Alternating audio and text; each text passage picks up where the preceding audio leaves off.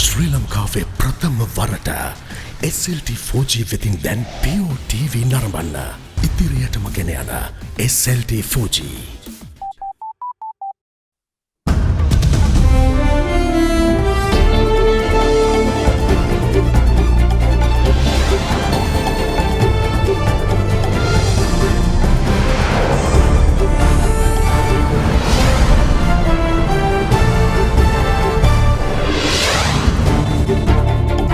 අද 2020 මැයි 7 බ්‍රහස්පතින්දා සිරස්තල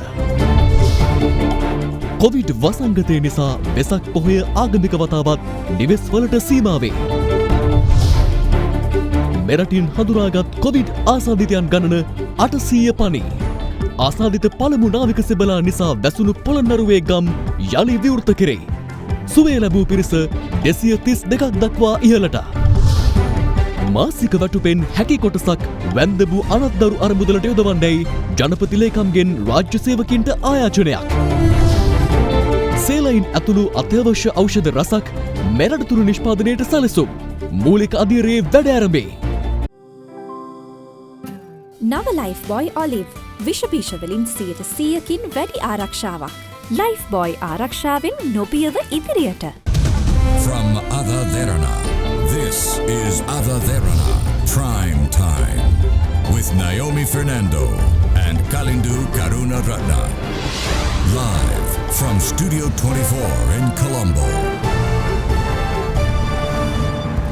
අයිබෝවන් ඔබ මේ එක්වන්නේ ශ්‍රී ලංකාවේ අංක 1 සහ විශ්වසනීයම පුවත් විකාශය අද දෙරණ 6:55 සමගින්. සම්බුදු තෙමගුල සැමරෙන උතුම් වෙසක් පුන් පොහොය අදයි.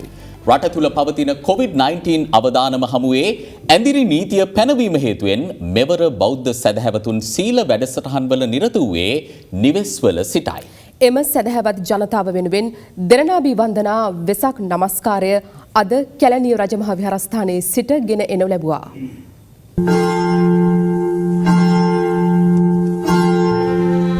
ලොව පරම සත්‍යය ස්වකීය ඥාණයෙන් අවබෝධ කරගනිමින් ලෝක සත්වයන්ගේ හිතසුව පිණිස ලෝකාර්ථ චර්යාවේ යෙදුණු ගෞතම බුදුන් වහන්සේගේ ඉපදීම බුදුවීම සහ පිරිනිවීම යන තෙමගුල සමරන වෙසක් පුන් 15වක බොහෝ දිනය අදයි. ශ්‍රී ලංකාවාසී ජනතාව ආමිස සහ ප්‍රතිපත්ති පූජාවල නිරත වෙමින් ආගමික වතාවත් වලට මුල් තැනදී සෑම වසරකම වෙසක් සමරනු ලැබුවද මෙවර COVID-19 වෛරසයේ බලපෑම හේතුවෙන් එම කටයුතු නිවෙස්වලට පමණක් සීමා වුණා. ජනතාව නිවෙස්වල සිට සිල් සමාදන් වෙද්දී එම සදහතුන් වෙනුවෙන් TV දෙරණ සහ FM දෙරණ දෙරණාභි වන්දනා වෙසක් සජීවී විකාශය ඓතිහාසික කැලණිය රජමහා විහාරස්ථ පොදුබිමේ සිට අද දවස පුරා ගෙන යනු ලැබුවා. එහි පුණ්‍ය කටයුතු අදාළවීම 5ට ආරම්භ වුණා. ලෝකයටම බලවත් තර්ජනයක් වී තිබෙන වසංගතයක් හමුවේ අප අපේ ආගමට, අපේ හැදියාවට, අපේ සංස්කෘතියට, අපේ ඉගැන්වීම් වලට හිස නමමින් සහ සියලුම නිරෝධායන නීති රීති වලට අවනත වෙමින් මේ උතුම් වෙසක් මංගල්‍ය සමරන්නට අප සූදානම්. විකාශයේ ආරම්භයේදීම රටටත් රටවැසියන්ටත් සෙත්පතා ආශිර්වාද පිරිත් සජ්ජායනා කරනු ලැබුවා.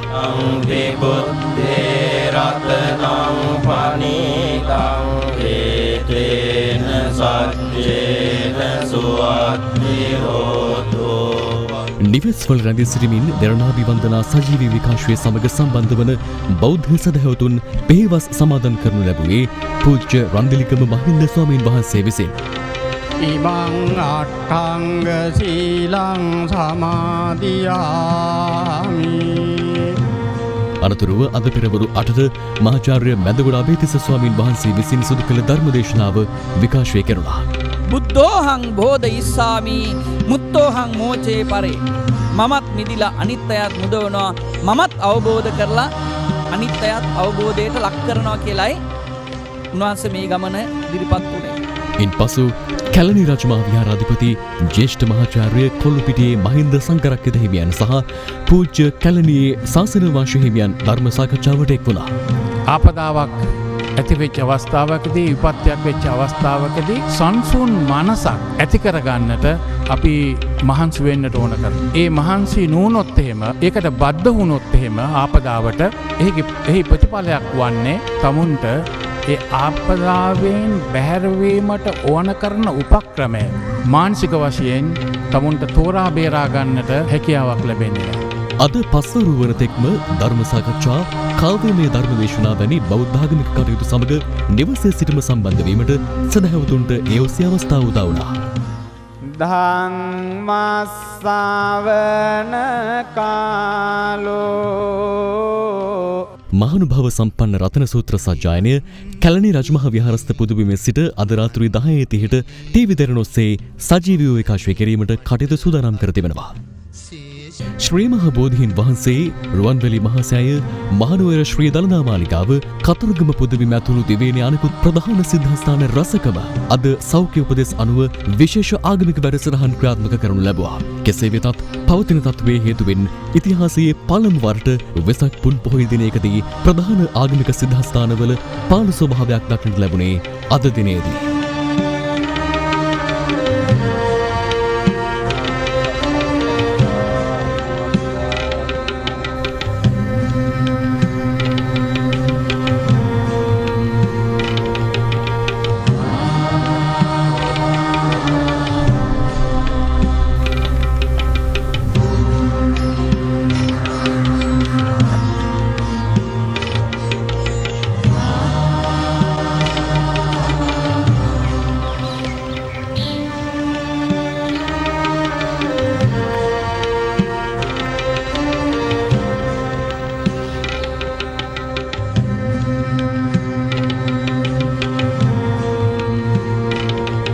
මෙවන් වාතාවරණයක සදහැවතුන් සිය නිවෙස්වල සිටම සිල් සමාදන් වීම ඇතුළු ප්‍රතිපත්ති පූජාවල නිරත වන ආකාරය දක්නට ලැබුණා.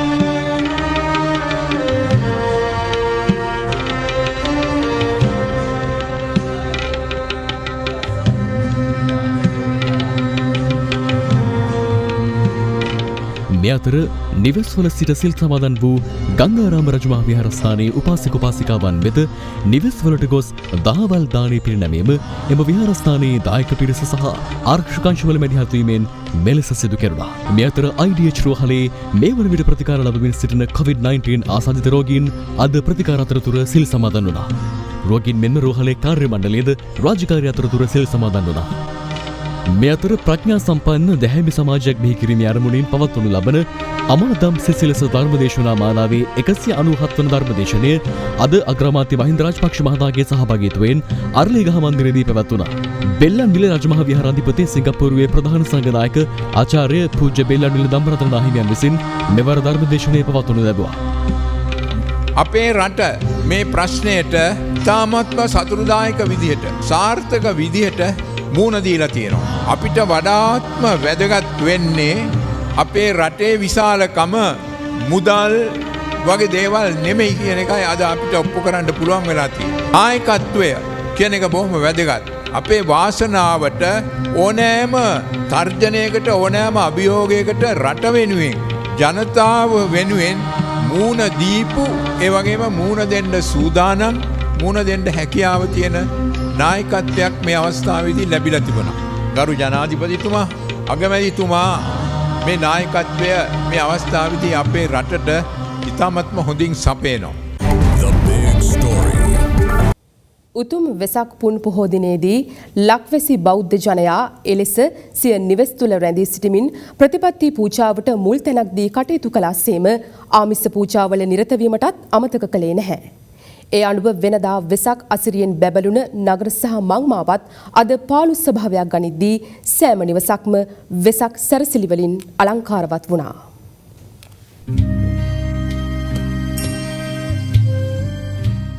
සම්බුදු තෙමගුල සිදු වූ වෙසක් පුන් පොහෝ දිනයේ ආමිස පූජා සඳහා හිමිවන්නේ ප්‍රමුඛ ස්ථානයක්. මෙරට ප්‍රධානතම ආගමික හා සංස්කෘතික උත්සවය ලෙස ශ්‍රී ලංකාවේ වෙසක් උත්සවය සමරනු ලබන අතර ඒ සඳහා මාස ගණනාවක සිට ලක්වැසියන් සූදානම් වනවා. නමුත් ඉකුත් වසරේ පාස්කු ප්‍රහාරයත් මෙවර කොවිඩ් වසංගතයත් වෙසක් උත්සවයට එල්ල කර ඇත්තේ විශාල බලපෑමක්. ඒ අනුව වෙසක් තොරණ දන්සැල් පහන්කූඩු ආදියෙන් වර්ණමත් වන වෙසක් කලාප ගියවර මෙන්ම මෙවරත් දක්නට ලැබෙන්නේ නැහැ.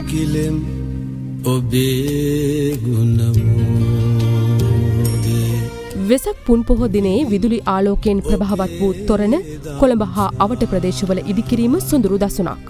නමුත් පාස්කු ප්‍රහාරයෙන් වරක් බැටකෑ තොරණ නිර්මාණ ශිල්පීන් මෙවරත් ඒ හා සමාන අත්දැකීමකට මුහුණ පා සිටිනවා.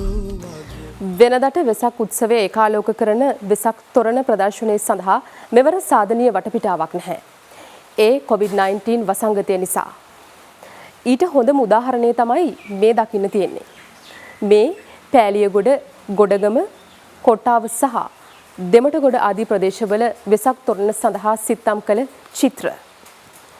මේවා වෙසක් තොරණේ ප්‍රදර්ශනය වෙන බව වෙනුවට අද තියෙන්නේ එකින එක ගොඩ ගැහිලා.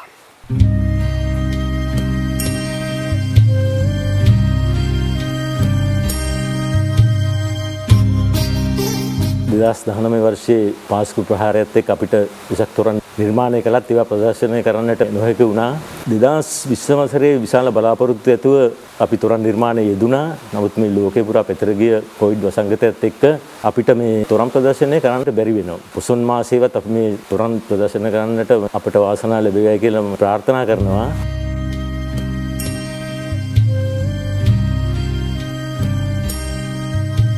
මේ තොරණක් ඉදිකර ගැනීමට ලක්ෂ 15ක් 18ක් වගේ මුදලක් වැය වෙනවා. ණයට පොලියට සල්ලි අරගෙන තමයි මේ තොරණක් නිර්මාණය කරලා නිම කළා ජනතාවට ප්‍රදර්ශනය කරන්න බලාපොරොත්තු වෙන්නේ. මේ වසරේදීත් අවාසනාවකට මේ තොරණ කලාව සම්පූර්ණයෙන්ම ඇනහිටින තත්ත්වයකට පත් වෙලා තියෙනවා. වෙනත් වසරවල මැයි මාසයේදී වෙසක් සැරසිලි, වෙසක් සුබපැතුම්පත් හා වෙසක් කූඩු වලින් පිරී යන කොළඹ නගරයේ වීදිවල මෙවර දක්නට ලැබුණේ පාළු ස්වභාවයක්.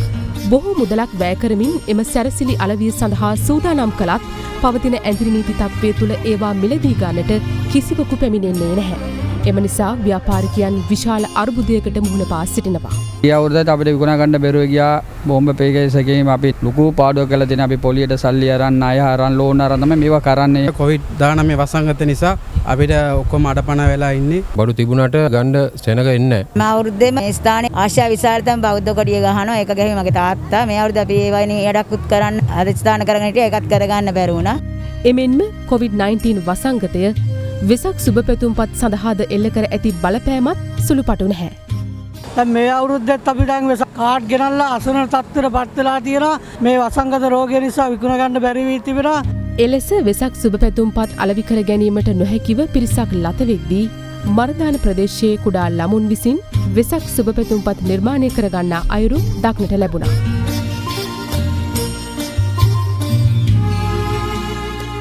මේ දවස්වල වෙසක් කාඩ් ගන්න නැති හින්දා අපි යාළුවෝ ඔක්කොම එකතු වෙලා වෙසක් කාඩ් ඇන්දා. වෙසක් කාඩ් හදලා ගුරුවරුන් සහ යාළුවන්ට තිලින කරන්න හිතුවා. රටේ පවතින ඇදිරි නීති වාතාවරණය තුළ සැදැහැවතුන්ට විහාරස්ථානවලට යෑමට අවස්ථාවක් නොමැති නිසා විහාරස්ථාන හා පූජා භූමියාවට මල් විකුණු වෙළඳන්ගේ ජීවිකාවටද එල්ල වී ඇත්තේ විශාල බලපෑමක්. දැන් ඉතින් ආදායම් හොඳට මඩු වෙලා තියෙන කොහටවත් මල් ලවන්නත් නැහැ මේ බිස්නසුත් නැහැ සෙනගෙන්නෙත් නැහැ. මාත්‍යා ඉතින් මේ කොරෝනා ආපු හින්දා තමයි ඉතින් අපිට අමාරුනේ. නැත්තම් ඉතින් වෙසක් දවස් කියන්නේ ඉතින් මාත්‍යා අපි රුපියල් 2000 3000 හොයාගන්න දවසක්. කෙසේ වෙතත් COVID-19 වසංගතය ව්‍යාප්තිය පාලනය කිරීමේ අරමුණින් මෙවර වෙසක් පුන් පොහෝ දිනේදී සැදැහැවතුන්ට නිවසේ සිට ආමිස හා ප්‍රතිපත්ති පූජාවල නිරත වන ලෙස රජය හා සෞඛ්‍ය අංශ ජනතාවගෙන් ඉල්ලීමක් කළා. එම ඉල්ලීමට අනුව වැඩිහිටියන් හා කුඩා දරුවන් නිවෙස් තුළම සිටමින් පහන් කූඩු නිර්මාණය කළේ මෙලෙසින්. එමෙන්ම අග්‍රාමාත්‍ය මහින්ද රාජපක්ෂ මහතා සිය පවුලේ සමාජිකයන් සමග වෙසක් පහන් කූඩු නිර්මාණය කිරීමට මේ අයුරින් එක් වුණා.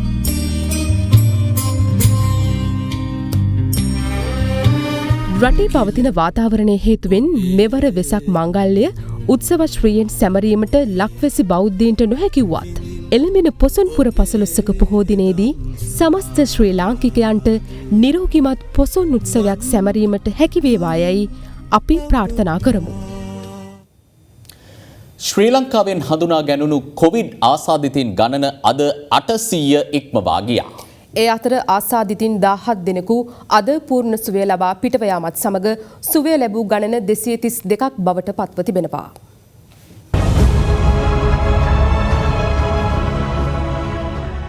මෙරට කොවිඩ් ආසාදිතයන් ගණන අද 800 සීමාව ඉක්මවා ගියා. මෙරටදී කොවිඩ් වැළඳුණු පළමු ශ්‍රී ලාංකිකයා මාර්තු මාසයේ 11 වෙනිදා හමුවීමෙන් පසුව පළමු ආසාදිතින් 100 දින 14ක කාලයක් තුළ වාර්තා වුණා. දෙවන ආසාදිතින් 100 දෙනා දින 18කින් වාර්තා වූ අතර තුන්වන ආසාදිතින් 100 දෙනා දින 9ක් තුළදී හඳුනා ගැනුණා. නමුත් සිව්වන ආසාදිතින් 100 දෙනා වාර්තා වූයේ දින 4ක් තුළයි. යලි ආසාදිතයින් වාර්තා වීමේ වේගය ඉහළ යමින් දින දෙකක් තුළ ආසාදිතයින් ගණන 400 සිට 500 දක්වා ඉහළ ගිය අතර ආසාදිතයින් 500 සිට 600 දක්වා වාර්තා වීමට ගත වූයේද දින දෙකක් පමණයි. 7 වන ආසාදිතයින් සිය දෙනා වාර්තා වීමට දින 5ක් ගත වුණා. ඒ අනුව 8 වන ආසාදිතයින් සිය දෙනා වාර්තා වී තිබෙන්නේද දින 5ක් තුලයි.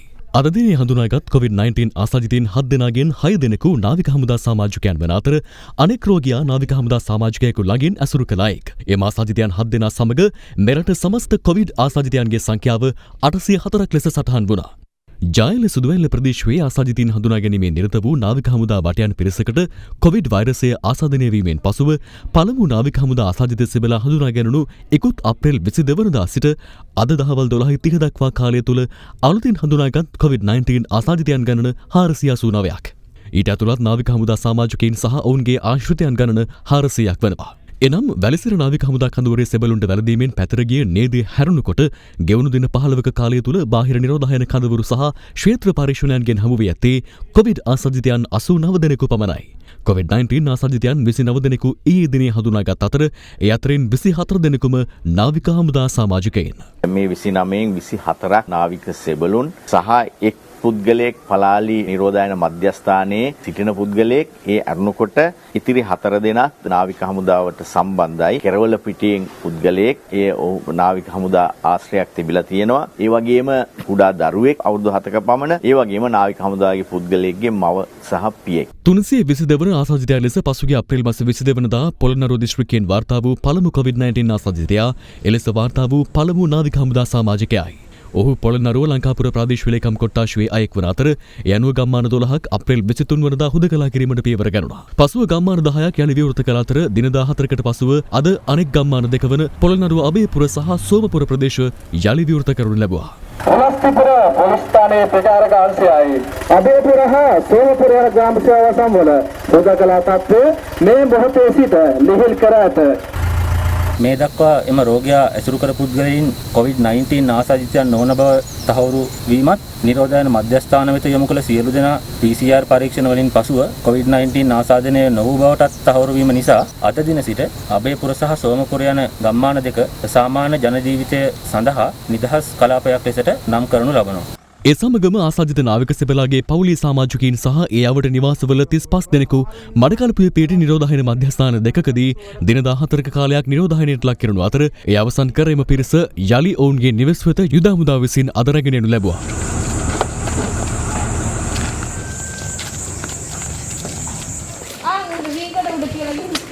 ඔවුන් සියලුම දෙනා COVID-19 ආසාදිතයන් නොවන බවට PCR පරීක්ෂණ මගින් තහවුරු කරගෙන තිබෙන නමුත් තවත් දින 14ක කාලයක් ඔවුන් 35 දෙනාම තිය නිවෙස්වල ස්වයං නිරෝධායනයට ලක් කරනවා. එම නිරෝධායන කාලය ඇතුළත PHI මහතුන් මගින් ඔවුන් සියලු දෙනාම සමීපව අධීක්ෂණය කරනු ලබනවා. රෝග විනිශ්චය සිදු කරන අවස්ථාවට දින 7කට පෙර රෝගියා පදිංචිව සිටි ස්ථානීය පිහිටි දිස්ත්‍රික්කයේ හෝ නිරෝධායන මධ්‍යස්ථානයේ සැලකිල්ලට ගනිමින් වසංගත රෝග විද්‍යාංශයෙන් නිකුත් කරන දෛනික වාර්තාව අනුව මෙරට වැඩිම ආසාදිතින් පිරිසක් වාර්තා වන්නේ නාවික හමුදාවෙන්. එම ආසාදිතයින් සංඛ්‍යාව 367ක්. කොළඹ දිස්ත්‍රික්කයෙන් අද වන විට වාර්තා වී තිබෙන ආසාදිතයන් ගණන 150ක්. මේ අතර ඉකුත් අඟහරුවාදා දිනේදී කොවිඩ් ආසාදිතයන් ලෙස හඳුනාගත් රාජගිරිය සහ කොළොන්නාව ප්‍රදේශවල පදිංචිකරුවන් දෙදෙනාටත් මාළඹේ පදිංචි කොළඹ ජාතික රෝහලේ විශේෂ ශ්‍රේණියේ හෙද නිලධාරීනියටත් කොවිඩ් වෛරසය වැළඳී නොමැති බව ඊයේ තහවුරු කර ගැනුණා. මේ සම්බන්ධයෙන් අද දෙරණ අරුණ වැඩසටහනේදී සෞඛ්‍ය සේවා අධ්‍යක්ෂ ජෙනරාල් විශේෂඥ වෛද්‍ය අනිල් ජාසිංහ මහතාගෙන් විමසා සිටියා. ඊයේ ඇත්තට මොකද්ද මේ වෙලා තියෙන සිද්ධිය? මුලින්ම කොවිඩ් තිබෙනවා කියලා සඳහන් වෙලා ඉන් පසුව නැහැ කියලා වාර්තා වෙන්න මොකද්ද මේ සිදුවීම? දැන් මෙහෙමයි. දැන් අත වශයෙන්ම තියෙන පරීක්ෂණාගාර වලින් තමයි මේ වාර්තා කරන්නේ. මේ වාර්තා කිරීමේදී තාමත් කලාතුරකින් ඇතැම් විට මේ ඌණ ආසාදිත ලෙස සඳහන් වෙනවා. එතකොට දැන් ඌණ ආසාදිත වුණත් අපි සලකන්නේ ආසාදිතෙක් හැටියට. ඉතින් නමුත් මේ අවස්ථාවේ මේ තිදෙනා සම්බන්ධයෙන් නැවත පරීක්ෂණ කරලා අවසාන වශයෙන් තහවුරු වුණා. ඒක තහවුරු වුණා මේ අය COVID-19 නොවන බව. ඉතින් එතෙන්දී අත් වශයෙන්ම එය අපේ ප්‍රකාශ කිරීම ඒක අවශ්‍යතාවයක් වෙනවා. මොකද අපි හැම විටම නිවැරදි තොරතුරු මත තමයි පිහිටලා තියෙන්නේ. අත් වශයෙන්ම ඒ පුද්ගලයන්ටත් යම්කිසි අපහසුතාවයට පත් වූ අයටත් ඒ අපහසුතාව ඔස්සේ උනත් සහනයක් ලැබෙනවා කියන එක අපේ විශ්වාසය තියෙනවා. අපේ යුතුයකම සහ අප විද්‍යාත්මකව ප්‍රකාශ කළ යුතු දේ අප විසින් කළ යුතුයි. කොළඹ 15 මෝදර පිහිටි මෙත්සඳසෙවන නිවාස සංකීර්ණයේ පදිංචිව සිටි මියගේ කාන්තාව මසකට ආසන්න කාලයක් ශ්වසන රෝගයකින් පීඩා විඳ ඇති අතර ඇය ප්‍රදේශයේ පිහිටි වෛද්‍ය මධ්‍යස්ථාන දෙකකින් ප්‍රතිකාරද ලබාගෙන තිබුණා. එමෙන්ම මියගේ කාන්තාවට වෛරසය ආසාදනය වූයේ කෙසේද යන්න මෙතෙක් හඳුනාගෙන නැහැ. කෙසේ වෙතත් එම කාන්තාව COVID-19 වෛරසය ආසාදිතව මියගේ බවට තහවුරු කර ගැනීම හේතුවෙන් ඇයගේ ඥාතීන් එදිනම PCR පරීක්ෂණයට ලක් කළා. එහිදී ඔවුන් කිසිවෙකුට COVID-19 වෛරසය ආසාදනය වී නොමැති බව තහවුරු වී තිබෙනවා. එමෙන්ම COVID-19 ආසාදනයෙන් මියගේ කාන්තාවගේ ආශ්‍රිතයන් මෝදර පිහිටි මෙත්සඳසෙවන නිවාස සංකීර්ණයේදී ඊයේ PCR පරීක්ෂණයට ලක් කළ අතර ඔවුන් කිසිවෙකුට COVID-19 වෛරසය ආසාදනය වී නොමැති බව එහිදී තහවුරු වී තිබෙනවා. PCR පරීක්ෂණ 75ක් සිදු කරනු ලැබුවා. ඒ 9 වෙනි මියගිය රෝගියාගේ ආශ්‍රිතයන් තමයි අපි පරීක්ෂා කරේ. හැබැයි කෙනෙක්වත් අපිට රෝගීන් හඳුනා ගැනීමට හැකියලා නැහැ. PCR පරීක්ෂණ සියල්ලම නෙගටිව්. කෙසේ වෙතත් කොළඹ ජනතාව බහුලව ගැවසෙන ප්‍රදේශවල PCR පරීක්ෂණ දිගටම සිදු කෙරෙන අතර ඒ අනුව අදත් දෙමටකොඩ මිහිඳුසෙනපුර නිවාස සංකීර්ණයේ අහඹු නියදියක් ලෙස තෝරාගත් පුද්ගලයන් PCR පරීක්ෂණයන්ට සහ රුධිර පරීක්ෂණයන්ට භාජනය කරනු ලැබුවා. මේ ආශ්‍රිත ප්‍රදේශවල රෝගීන් අපිට තවම වාර්තා වෙලා නැහැ. නමුත් රෝගීන් සිටිනවාද හඳුනා ගැනීම සඳහා අහඹු ලෙස තෝරාගත් කට්ටිය තමයි අද PCR පරීක්ෂණයට ලක් කරන්නේ. වැලිගම අලුත්වේදී ප්‍රදේශයේ පදිංචිව සිටි 54 හැවිරිදි කාන්තාවක් අද පෙරවරුවේ උණ සහ කැන්සර් රෝග ලක්ෂණ පෙන්නුම් කිරීම නිසා ඇයව පෞද්ගලික මෝටර රථයකින්ම මාතර නගරයේ පිහිටි පෞද්ගලික රෝහලකට රැගෙන ගොස් තිබුණා. එහිදී කාන්තාව පරීක්ෂා කළ රෝහල් වෛද්‍යවරයා උපදෙස් දී ඇත්තේ ඇයව කඩිනමින් මාතර මහ රෝහලට ඇතුළත් කරන ලෙසයි. එලෙස කටයුතු නොකර අදාළ කාන්තාව නැවත ඇයගේ නිවස වෙත රැගෙනීමට පවුලේ සමාජිකයන් කටයුතු කර තිබූ අතර ඒ පැමිණෙන අතර වාරයේ ඇය මරණයට පත්ව තිබෙනවා. පසුව ඇයගේ පවුලේ සමාජිකයන් විසින් මියගේ කාන්තාව මිහිදන් කිරීමට සූදානම්ව සිටි අවස්ථාවේදී වැලිගම පොලිස් නිලධාරීන් එහි පැමිණ මලසිරුර මිහිදන් කිරීම තාවකාලිකව අත්හිටවනු ලැබුවා. වැලිගම මහජන සෞඛ්‍ය පරීක්ෂකවරුන්ද පසුව එහි පැමිණ මරණ පරීක්ෂණ වාර්තා ලබා ගැනීම සඳහා මෘතදේහය මාතර මහ රෝහලට රැගෙන යාමට පියවර ගත්තා. වැලිගම පොලිසිය මේ පිළිබඳ වැඩිදුර විමර්ශන සිදු කරනවා. වැලිසර නාවික හමුදා කඳවුරට අනුයුක්තව සේවය කරන බලපිටිය කොස්ගොඩ ප්‍රදේශයේ නාවික සෙබළකු පසුගියදා කොවිඩ් ආසාදිතයෙකු බවට තහවුරු කර ගැනුණු අතර ඔහුගේ දින 13ක් වයසදී කුඩා බිලිඳා අද PCR පරීක්ෂණයට ලක් කරනු ලැබුවේ හබරදුව පොලිස් නිරෝධායන මධ්‍යස්ථානයේදී.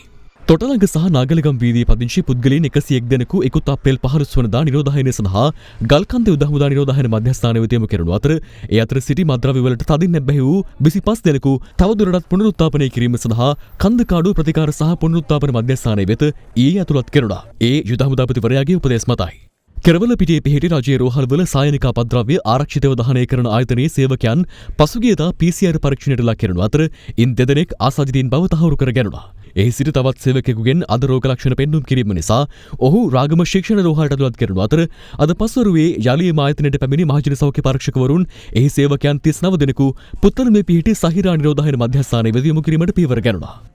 COVID-19 ආසාදිතයින් 7 දෙනෙකු අද දිනේ හඳුනා ගැනීමත් සමග මෙරට සමස්ත COVID ආසාදිතයින්ගේ සංඛ්‍යාව 804ක් ලෙස සටහන් වුණා. තවත් ආසාදිතයන් 17 දෙනෙකු සුවය ලබා රෝහල් වලින් පිටව යාමත් සමග මේ වන විට සුවය ලබා රෝහල් වලින් පිටව ගොස් ඇති ගණන 232ක්.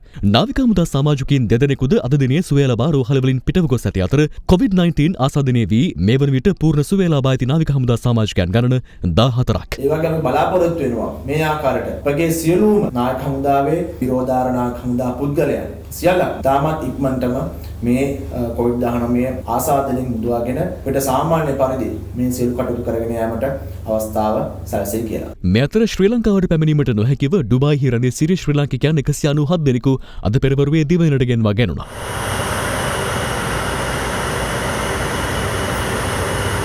ශ්‍රී ලංකන් ගුවන් සේවයට අයත් UL 226 දරන ගුවන් යානය මගින් විශේෂ ගුවන් වාරයකින් ඔවුන් දිවයිනට පැමිණි අතර එම පිරිස ශ්‍රී ලංකා ගුවන් හමුදාව විසින් විෂ බීජ හරණයට ලක් කරනු ලැබුවා. පසුව ඔවුන් ශ්‍රී ලංකා යුද හමුදාව මගින් නිරෝධායන කටයුතු සඳහා රැගෙන යාම සිදු කෙරුණා.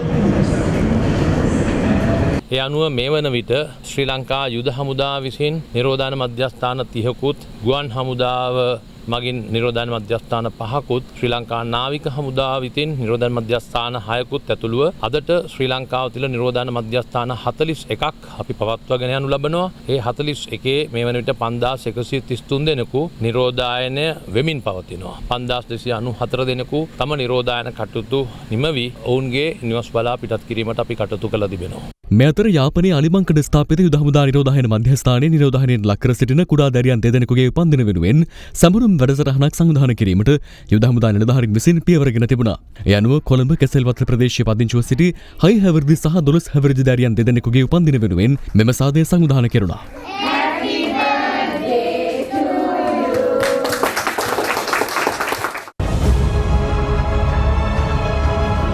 කොරෝනා වෛරසය පැතිරීම වළක්වන්න සබන් යොදා දෑත් සෝදන්න. COVID-19 වෛරසය ලොව පුරා සෞඛ්‍ය සේවකීන් 90,000කට පමණ වැළඳී ඇතැයි විදෙස් මාධ්‍ය වාර්තා කරනවා. වෛරස ව්‍යාප්තියෙන් සිදු වූ ගෝලීය මරණ ගණන 2,64,189ක් ලෙසින් දැක්වෙද්දී ආසාදිතින් ගණන අද 37 ලක්ෂය ඉක්මවා ගියා. ඇදිරි නීතිය හේතුවෙන් ගම්බිම් කරා යාමට නොහැකිව බස්නාහිර පළාත තුල රැඳී සිටි තවත් 1200ක පිරිසක් ඔවුන්ගේ නිවෙස් කරා පිටත් කර යැවීමට පොලිසිය අද පියවර ගත්තා. මේ වන විට සමස්ත දිවයිනටම ඇදිරි නීතිය බලපැවැත්වෙන අතර එළඹෙන මැයි 11 වනදා අලුයම 5 දක්වා එය ක්‍රියාත්මකයි. ඇදිරි නීතිය හේතුවෙන් දින 40කට වැඩි කාලයක් බස්නාහිර පළාත තුල සිරවී සිටින පිරිස් යලි නිවෙස් වෙත පිටත් කර යැවීමේ රජයේ වැඩසටහනේ තවත් අදියරක් අද ක්‍රියාත්මක කෙරුණා. යනුව කොළඹ දිස්ත්‍රික්කයේ මිරිහාන පොලිස් කොට්ටාශයට අයත් පොලිස් වසම් 15ක එලෙස් රැඳී සිටි 1200කට ආසන්න පිරිසක් මිරිහාන පොලිස් ක්‍රීඩා පිටිය වෙත අද පෙරවරුවේ රැස් කෙරුණා. ඔවුන්ගේ ශරීර උෂ්ණත්වයන් පරීක්ෂා කිරීම සහ විෂ විජහරණය සිදු කිරීමෙන් අනතුරුව බස් රථ මගින් ඒ දිස්ත්‍රික්ක වෙත ඔවුන්ව රැගෙන යනු ලැබුවා. ෆෝම් සෙට් එක පිරෙව්වද? ඒක ගියාට පස්සේ නුවර අදාළ පොලිසියට බාර දෙන්න. ඒ පොලිසිය වලින් ඕගොල්ලන්ව අදාළ ගෙවල් තියෙන පොලිසියට බාර දෙනවා. ඊට පස්සේ ගෙවල් බිම් බලා යන්න පුළුවන්. එහෙනම් සියලු දෙනාටම සුබ ගමන්. උස්සරණයි. හෝමාගම මම ප්ලේන් එකකට කරන්නේ දවස් 58ක් වෙනවා මම ඇවිල්ලා. වැඩ ඉවර කරලා දවස් 20ක් විතර නිකන් හිටියේ. කෑගල්ලිකම. අපි දවස් 45ක් විතර හිටියේ අපි මේ එක තැනට වෙලා කොට්ටාවේ. අපි පොළොන්නරුවේ ඉඳන් ඇවිල්ලා මාස දෙකමාරක් හිර වෙලා හිටියේ මෙතන. කැමති කාර්යාලය පින්ටි ඇතියෙන්ට යන්න කියලා තමයි අද ගම්බල පිටත් වෙන්නේ. බේත් ගෙනියන්න ආවේ මාර්තු මාසේ. කොටු වෙලා පිට ගෙදරක හිටියේ. යන්න විදියක් නැතුව හිටියේ. ගෙදර කට්ටිය දැන් ගෙනල්ලා මෙහාට බාර දීලා ගියේ. නිකවරටි මං ඉන්නේ. බුදුම සතුටක් මට. ලොකු පිනක් ඒ සර්ලා කරගත්තා. ඇදිරි නීතිය පැන වූ එකුත් මාර්තු 20 වනදා සිට මේ දක්වා ඇදිරි නීතිය උල්ලංඝනය සම්බන්ධයෙන් පොලිස් අත්අඩංගුවට පත් වූ සමස්ත පුද්ගලයන් ගණන 47000කට අධික වන අතර පොලිස් බහරයට ගෙන ඇති සමස්ත වාහන ගණන 12000 ඉක්මවනවා. මේ අතර සහල් හිඟයක් මවාපාමින් වැඩි මිලට අලෙවි කිරීම සඳහා සහල් තොග සංගවා තැබූ පිටකොටුව 5 වන හරස්වේදියේ තොග වෙළඳසැල් හිමියෙකුට එරෙහිව නඩු පැවරීමට බස්නාහිර පළාත් පාරිභෝගික අධිකාරිය පියවර ගත්තා. උපාය දූතයෙකු යොදවා මෙම සහල් තොග සංගවා ඇති බව අනාවරණ කරගත් පාරිභෝගික නිලධාරීන් කිලෝග්‍රෑම් 25 බැගින් වූ සහල් මිටි 700ක් සිය බහරයට ගෙන සාමාන්‍ය මිල යටතේ විකිණීමට නියෝග කළා. ඔබතුමා කවුරු රෙවිල්ලා හාල් ඉල්ලනකොට තම සන්දකේ හාල් තියාගෙන නොමැති බව ප්‍රකාශ කිරීම සම්බන්ධව පාරිභෝගික අධිකාරී පනත යටතේ වරදක්. අපි ඔබතුමා ළඟ තිබිච්ච පිටි 700ක් විතර අපි බාරයට ගත්තා. මේ මොහොතේ උසාවියේ නඩුවක් පවරනවා. නමුත් මේ ස්ටොක් එක අපි සාමාන්‍ය පාරිභෝගිකයට විකුණලා EMMට විකුණන්න අපි කටයුතු කරනවා. එමෙන්ම පරිභෝජනයට නුසුදුසු තත්ත්වයේ පවතින පළතුරු හොඳ පළතුරු සමග කලවම් කර ගවඩා කර තැබීම සහ විකිණීමට කටයුතු කිරීම සම්බන්ධයෙන් පිටකොටුව 5 වන හරස්වේදියේ පළතුරු වෙළඳසැලකට එරෙහිවද නීතිමය ක්‍රියාමාර්ග ගැනීමට බස්නාහිර පළාත් පාරිභෝගික අධිකාරිය පියවර ගෙන තිබෙනවා. සර් මම ජමින්ද මෙතන සේවය කරන්නේ මේ වගේ දෙයක් වෙන්න හේතුව තමයි කොරෝනා වසංගතයත් එක්ක කොම ඇඳිලි දාලා තිබ්බ කඩේව මේ වහලා තිබ්බ මාස දෙකක් විතර දැන් දවස් 4ක් 5ක් තුන කඩේ ඇරලා නිසා මේවා විකුණ ගන්න බැරි වුණා ඔක්කොම නරක් වුණා සවුත් වුණා ඊයේ කෙනෙක් අරන් ගියා කියලා තමයි අපිට කියන්නේ හොඳ පළතුරු නරක වෙච්ච පළතුරු සමග එක්කු තියාගෙන හිටියා නම් ඒක පාරිභෝගික අධිකාරී පනත යටතේ වරදක්. නුසුදුසු තත්ත්වයේ පැවති අල ලුණු සහ වට්ටක්කා තොගයක් හොරණ වැල්මිල්ල ප්‍රදේශයේ නිවසක අලවිය සඳහා ගමනා කර තිබේදී හොරණ මහජන සෞඛ්‍ය පරීක්ෂකවරුන් විසින් වටලනු ලැබුවා. ජංගම වෙළඳ රථයක් සහිත අදාළ සැකකරු ඇඳිරි නීතිය හේතුවෙන් මෙම එළවලු නිවසින් නිවසට ගොස් අලෙවි කිරීම සඳහා සූදානම් සිට තිබෙනවා. COVID-19 සෞඛ්‍ය සහ සමාජාරක්ෂණ අරමුදලේ තැන්පතු ශේෂය මේ වන විට රුපියල් මිලියන 891ක් දක්වා ඉහළ ගොස් තිබෙනවා. එම අරමුදල සඳහා පාර්ශ්ව රසක් අග්‍රාමාත්‍ය මහින්ද රාජපක්ෂ මහතා වෙත බාර දුන් පරිත්‍යාග ජනාධිපති ගෝඨාභය රාජපක්ෂ මහතා වෙත පසුගියදා බාර දෙනු ලැබුවා. මේ අතර කොවිඩ් ආසාදිත බවට සැකකරන ගර්භණී මව්වරුන් වෙනුවෙන් ද සොයිසා කාන්තාරෝහලේ ස්ථාපිත විශේෂ වාට්ටුවට උපකරණ තෝගයක් පරිත්‍යාග කිරීම මනුස්ස දෙරණ ව්‍යාපෘතිය මගින් සිදු කෙරෙනු අතර එම අවස්ථාවට දෙරණ මාධ්‍ය ජාලයේ සභාපති දිලිත් ජයවීර මහතා දැක්ුණා. දෙරණ කණ්ඩායම විසින් අප වෙත සපයන ලද මේ පරිත්‍යාගය උපයෝගී කරගෙන අවරුන්ගේ ගොඩාක් අඩුපාඩු වළක්වාලමින් සාර්ථක රෝගී සත්කාරයක් කරන්න ඒ මහඟු උදව්වක් වෙයි. නිෂ්පාදිත දිනය කවදත් අලුත් වටවල තේ අරගන්න. වටවල තේ ශ්‍රී ලංකාවේ තේ එක. COVID-19 ව්‍යාප්තියත් සමග උද්ගතව ඇති රටේ අයවැය හිඟය අවම කර ගැනීම සඳහා රාජ්‍ය සේවකීන් තම මාසික වැටුප හෝ ඉන් හැකි පමණ කොටසක් වැන්දඹු අනත්දරු අරමුදලට යොදවා දායකත්වය ලබා දෙන ලෙසට ජනාධිපති ලේකම් ආචාර්ය පී.බී. ජයසුන්දර මහතා ආයාචනා කර සිටිනවා. ඒ අනුව මාසික වැටුප ඉන් අඩක් සතියක වැටුප හෝ දිනක වැටුපක් වශයෙන් යොදවා මේ සඳහා දායක වීමට ඔබටත් හැකියි. ජනාධිපති ලේකම් ආචාර්ය පී.බී. ජයසුන්දර මහතා සියලු රාජ්‍ය ආයතනවල නිලධාරීන් හා සේවකයන් වෙත ආයාචනාත්මක ලිපියක් නිකුත් කර තිබෙනවා. එමගින් ඔහු පෙන්වා දෙන්නේ මෙරට ජාත්‍යන්තර වෙළඳාම අපනයනය සංචාරක ක්ෂේත්‍ර ඇන හිට තිබෙන අතර විදේශ ආදායම් මෙන්ම රජයේ ආදායම් මාර්ගද අවහිර වී ඇති බවයි. අප රටේ රාජ්‍ය සේවයේ වැටුප් හා දීමනා සඳහා මාසිකව රුපියල් බිලියන 100කට ආසන්න ප්‍රමාණයක මුදලක් රජයට අවශ්‍ය වනවා.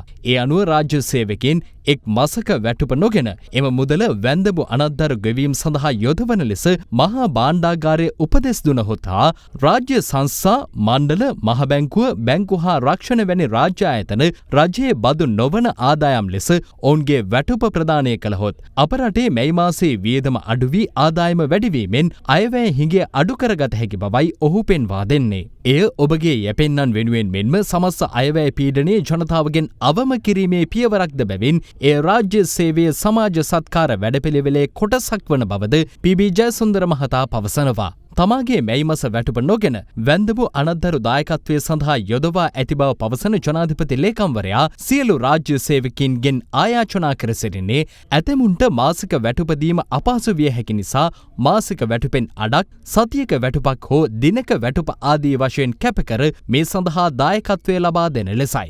ජනාධිපති ලේකම්වරයාගේ මෙම ආයාචනය සම්බන්ධයෙන් පක්ෂ විපක්ෂ දේශපාලඥයින් රැසක් අදහස් පළ කළා. පෞද්ගලික ඉල්ලීමක් හැටියට කරන මේක තනිකරම ජනාධිපතිගේ බලතල අයුතු ලෙස ජනාධිපති ලේකම්වරයා පාවිච්චි කිරීමක් එහෙම. රජයට විශාල වශයෙන් මුදල් පොරොන්දු වෙලා තියෙනවා ජාත්‍යන්තරයෙන්. ඒව ලංකාවට මේ ප්‍රමාදයක් තියෙනවා. මම නෑ කියන්නේ. නමුත් පොරොන්දු වෙලා තියෙනවා. ඉතින් මේ මුදල් පාවිච්චි කරන්න පුළුවන් රජයට. පඩි කප්පාදු වෙනවා කියන්නේ ඒක එයාට දරා ගන්න බෑ. පුළුවන් නම් රාජ්‍ය සේවකයන්ගේ මුත් යම්කිසි භාගයක් හෝ පුළුවන් ප්‍රමාණයක් පුළුවන් නම් දෙන්න කියලා කිව්වේ බලෙන් ඉල්ලුවේ නෑ. දැන් මම ડોક્ટર ජයසුන්දර ජනාධිපති ලේකම්තුමා දුන්නා. මගේ මාසික වටපොකුත් මම දුන්න අර මුදලට. මම කැමති නම් විතරයි දෙන්න ඕනේ. මේක බලෙන් කවුරුවත් ඉල්ලන්නේ නෑ. එදිනෙදා ඔබේ මුළු සිරුරටම රැකවරණයක්. සුදේශී කොඹ සබන්. සේලයින් ඇතුළු අත්‍යවශ්‍ය ඖෂධ රැසක් මෙරට දීම නිෂ්පාදනය කිරීමට මේ වන විට සැලසුම් කර තිබෙනවා. ඒ අනුව ඖෂධ ආනයනයට වැය වූ විනිමය විශාල ප්‍රමාණයක් රටට ඉතිරි කර ගැනීමට ඉදිරියේදී අවස්ථාව සැලසෙනු ඇති.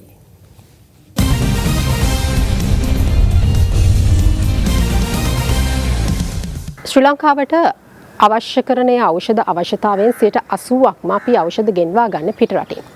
නමුත් මුළු ලෝකයේම ආර්ථික කඩාවැටීමක් ගැන කතා කරන අවස්ථාවකදී අපේ රටට අවශ්‍ය කරන ඖෂධ අපේ රට තුලම නිෂ්පාදනය කර ගැනීම කෙරෙහි අවධානය යොමු වෙලා තියෙනවා.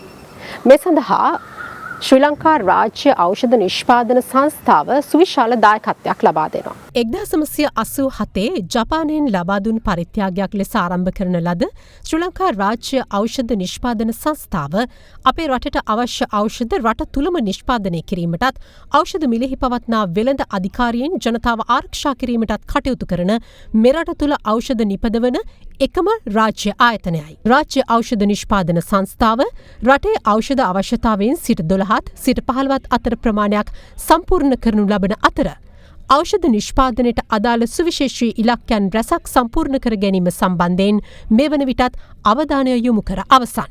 ඖෂධ වර්ග 3කින් තමයි ඖෂධ නිෂ්පාදනය පටන් අරන් තියෙන්නේ මුලින්ම. දැන් ඖෂධ වර්ග 78ක් වෙනකන් වැඩි දියුණු වෙලා තියෙනවා. තව ඖෂධ වර්ග 25ක් විතර අපේ පරීක්ෂණ මට්ටමේ තියෙනවා. රජයට බරක් නොවන මහා භාණ්ඩාගාරයට බරක් නොවන ලාභ උපයන ආයතනයක් අපි. මේ වන විට පැසිඩෝල් වෙළඳ නාමය යටතේ ශ්‍රී ලංකාවට අවශ්‍ය පැරසිටමෝල් නිෂ්පාදනය කිරීම රාජ්‍ය ඖෂධ නිෂ්පාදන සංස්ථාව මගින් ඉතා සාර්ථකව සිදු කරමින් පවතින අතර දැඩි සෞඛ්‍යාරක්ෂිත පිළිවෙත් අනුගමනය කරමින් උසස් තත්ත්වයෙන් ඖෂධ නිෂ්පාදනය කිරීමට ඔවුන් කටයුතු කරනවා. වසර 30කට අධික කාලයක් ඖෂධ නිෂ්පාදනය සම්බන්ධයෙන් ගොඩනගාගත් විශ්වාසය තවදුරටත් තහවුරු කරමින් නවීන තාක්ෂණික උපාංග උපයෝගී කරගනිමින් ඖෂධ නිෂ්පාදනයේ නව ඉලක්ක කරා ගමන් කිරීමට ශ්‍රී ලංකා රාජ්‍ය ඖෂධ නිෂ්පාදන සංස්ථාව මෙවන විටත් සැලසුම් සකස් කර අවසන්. විදේශනයේ විශාල වශයෙන් වැය වෙනවා මේ පිළිකා ඖෂධවලට. ඉතින් පිළිකා ඖෂධවලට වෙනම ෆැක්ටරියක් අපි ආරම්භ කරන්න බලාපොරොත්තු වෙනවා. තව ෆැක්ටරියක් ආරම්භ කරන්න බලාපොරොත්තු වෙනවා. සර්ජිකල් ඉම්ප්ලාන්ට්ස්, හදවත් රෝගීන්ට අවශ්‍ය වෙන ස්ටෙන්ට්ස්, නැත්නම් කැටරැක් ඔපරේෂන්ස් වලට පාවිච්චි කරන ලෙන්සස්, ඒ වගේ දේවල් නිෂ්පාදනය කරන්න. රුපියල් බිලියන 2ක අවුට්ස්ටෑන්ඩින් බැලන්ස් එකක් තිබ්බා. අපිට අමුද්‍රව්‍ය මිලදී ගැනීමේ ලොකු ප්‍රශ්න තිබ්බා. පාර්ලිමේන්තුවෙන් මේ සඳහා අනුමැතිය නොලැබුණත් ජනාධිපති බලතල යටතේ අපට අවුට්ස්ටෑන්ඩින් බැලන්ස් එක ලබා දුන්නා. එසේ ලබා දුන්න නිසා තමයි අද කොරෝනා වසංගත තත්ත්වයක් යටතේ වුවත් ඖෂධ නිෂ්පාදනය සඳහා අපට අමුද්‍රව්‍ය ආනයනය කරගත්තේ වේලාසන. ඒ වගේම සේලයින් නිෂ්පාදන ආයතනය සති 6කින් අපි අවසන් කරන්න නියමිතයි. ඒකේ අපි නිෂ්පාදනය කරන්න සැලසුම් කළා තියෙනවා large volume parenterals සහ small volume parenterals. මේ සියලුම සඳහා අවුරුද්දකට ආසන්න වශයෙන් අඩු වැඩි වෙන්න පුළුවන් බිලියන 3.5ක වගේ ප්‍රමාණයක් රටින් පිටට යනවා. ඒ ආකාරයට ෆැක්ටරිස් 10කට වඩා දැන් ඉදිවෙමින් පවතිනවා. ඒ අනුව අපිට විශාල ප්‍රමාණයක් මුදල් ලංකාව ඉතුරු කරගන්න පුළුවන් වෙනවා. දැන් තවත් පුවත් කිහිපයක්. මේගම පෙරේමුල්ල ප්‍රදේශයේ නිවසගත කළ සුනකයෙක් අද උදෑසන වෙඩිතබා මරා දමා තිබෙනවා. සිද්ධියට සැකපිට අසල නිවසක විශ්‍රාමික පොලිස් අධිකාරිවරයෙක් අත්අඩංගුවට ගැනුණා. කොවිඩ් වසංගතයට මැදි වී හිඳමින් පසුගියදා එක්සත් රාජධානිය සිට දිවයිනට පැමිණ ශ්‍රී ලාංකික සිසුන් අතර තම පුත්‍රයාද සිටි බවට සමාජ මාධ්‍ය ඔස්සේ පැතිරෙන ප්‍රචාර සම්බන්ධයෙන් එක්සත් ජාතික පක්ෂ හිටපු පාර්ලිමේන්තු මන්ත්‍රී ලක්ෂ්මන් කිරියල්ල මහතා අද මාධ්‍ය හමුවක් කැඳවමින් ප්‍රතිචාර දැක්වුවා. මේක සම්පූර්ණයෙන්ම ගොතාපු පට්ටබල් බොරුවක් බව මම මේ අවස්ථාවේදී මතක් කරන්න කැමතියි. මගේ පුතා අවුරුදු ගණනාවක් එංගලන්තයේ ඉඳලා ලංකාවට ආවේ අගෝස්තු මාසේ පසුගිය අවුරුද්දේ. මේ අතර නාවලපිටිය ඉඹුල්පිටිය ප්‍රදේශයේ පොදු සුසාන භූමියක කිසියම් පිරිසක් අනවසරයෙන් වගා කටයුතු සිදු කරන බවට චෝදනා කරමින් ප්‍රදේශවාසීන් අද එම සුසාන භූමියට පැමිණ සිය විරෝධය පළ කළා. එම අවස්ථාවේදීත් පුද්ගලයෙකු සුසාන භූමිය ශුද්ධ කිරීමේ නිරතව සිටි අතර ඇති වූ තත්ත්වය පාලනය කරුණේ නාවලපිටිය පොලිස් නිලධාරීන්ගේ මැදිහත් වීමෙන්. ජපානයේ ප්‍රමුඛතම තීන්ත දැන් එස්ලෝන් නිවසින් කන්සයි එස්ලෝන් ලෙඩ නැති තීන්ත. රටට ව්‍යසනයක් හදිසි අවස්ථාවක් ඇති වූ විට මුලින්ම ඔබේ මතකයට එන මනුස්සත් දෙරණ COVID-19 වසංගතය අතරතුරත් අපහසුතාවයට පත් වූ ඔබ සොයා පැමිණියා. අද එම ක්‍රියාන්විතයේ 43 වැනි දිනයයි. වෛරස ව්‍යාප්තිය පාලනය කිරීමට පැන වූ ඇන්ත්‍ර නීතිය නිසා දෛනික ජීවිතය අඩාල වී සිටින ඔබ වෙනුවෙන් ආගමික ස්ථාන හරහා අත්‍යවශ්‍ය ආහාර ද්‍රව්‍ය බෙදා දීමේ වැඩපිළිවෙලක් මනුසත් දෙරණ ආරම්භ කළා. විහාරස්ථාන, කිතුණු සහ ඉස්ලාම් දේවස්ථාන, හින්දු කෝවිල් මෙන්ම ළමා සහ වැඩිහිටි නිවාස රැසක් සඳහා වියලි ආහාර ද්‍රව්‍ය පාර්සල් 52500ක් මේ වන විට බෙදා හැර තිබෙනවා.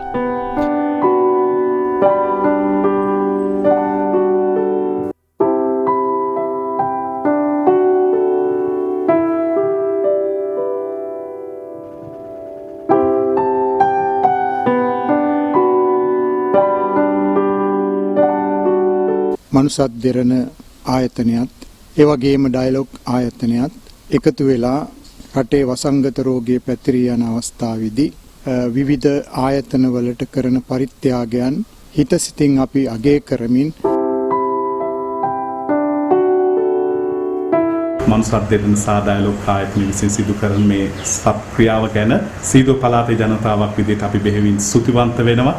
මේ අතර අනුරාධපුර පලාගල ප්‍රදේශ විලේකම් කොට්ටාශයේ ගම්මාන 3ක ගම්වාසීන් එක්ව සහල් කිලෝ 1500ක් පමණ මනුසත් දෙරණට පරිත්‍යාග කළා.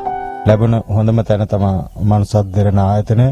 ඉතින් ඒ නිසා අපි මනුසත් දෙරණ ආයතනයට ආරාධනා කරා මේ ටික රැගෙන යන්න. තවද රාගම ලීසන්ස් රෝහල මනුසත් දෙරණ සමග එක්ව ගම්පහ දිස්ත්‍රික්කයේ සේවයේ නියුතු සියලුම මහජන සෞඛ්‍ය පරීක්ෂකවරු සඳහා ආරක්ෂිත ඇඳුම් කාට්ටල ලබා දුන්නා.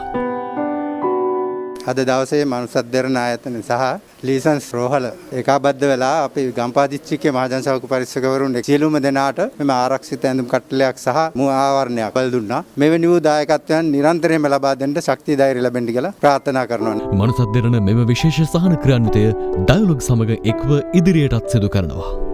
මනුසත් දෙරණ සියල්ලට ප්‍රථම මිනිස්කම. එසමගින් ප්‍රවෘත්ති අවසන්. සුවදායි රාත්‍රියක්.